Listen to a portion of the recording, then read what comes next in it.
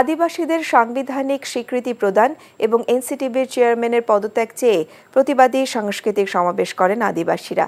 একই সাথে সমাবেশ থেকে অন্তর্বর্তী সরকারের কাছে 15 জানুয়ারি এনসিটিবির সামনে আদিবাসী ও অধিকার কর্মীদের ওপর হামলায় জড়িতদের দৃষ্টান্তমূলক শাস্তির দাবি জানান বক্তারা।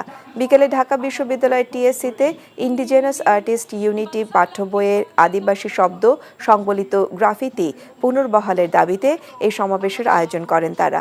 সমাবেশে সমতল আদিবাসী অধিকার ও বাংলাদেশ আদিবাসী ফোরামের কমিটির সদস্য রিপন চন্দ্র বানাই বলেন, আদিবাসী কোনো বিচ্ছিন্ন জাতিগোষ্ঠী নয়।